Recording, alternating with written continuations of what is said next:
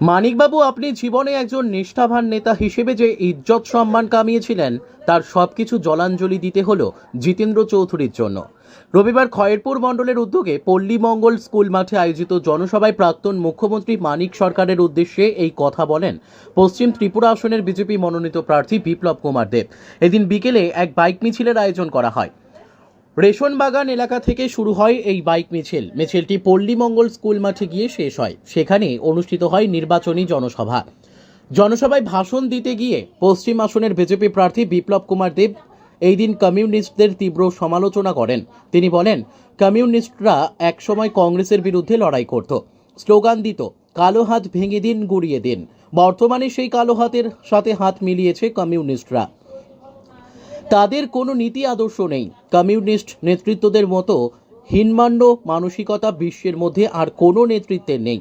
কমিউনিস্টরা ত্রিপুরা রাজ্যের বিনাশ করেছে।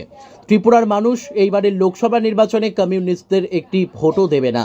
কংগ্রেসের নেতৃত্ব যে পরিবারের হাতে ছিল, তাদের কারণে ত্রিপুরা রাজ্যে কমিউনিস্টরা 25 বছর রাজত্ব করেছে। বিজেপি যদি আরও আগে ত্রিপুরা রাজ্যে সংগঠন বিস্তারে জোর দিত, তাহলে কমিউনিস্টরা 5 বছরের বেশি ত্রিপুরা রাজ্যে রাজত্ব করতে পারত না। কংগ্রেসের পরিবার তদন্তের কারণে কমিউনিস্টরা 25 বছর রাজত্ব করেছে। 2018 সালে ত্রিপুরা রাজ্যে এক নতুন যুগের সূচনা হয়েছে, যার কারণে ত্রিপুরার মানুষ বেঁচে গেছে। 2018 সালে কমিউনিস্টরা পুনরায় ক্ষমতায় আসলে ত্রিপুরার মানুষকে বিক্রি করে দিত বলে দাবি করেন বিপ্লব কুমার দেব। মানিক বাবু, আমি আপনার শত্রু নই, আমি আপনার পার্টির শত্রু নই, ভারতীয় জনতা পার্টি আপনার শত্রু নয়। আপনার পার্টিকে কবর দিয়ে তুলসী গাছ লাগিয়ে মেলার মাঠ বেচছে সর্বজিতেন চৌধুরী। মেলার মাঠ বেচছে জিতেন চৌধুরী। আমি বেচবো না, আমি সেই জায়গায় যাব না।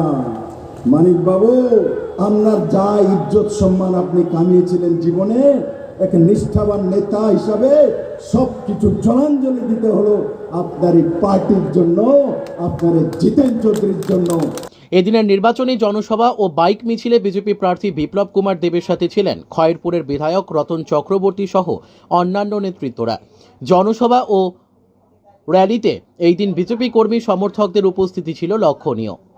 Bureau report, news daily Bharat.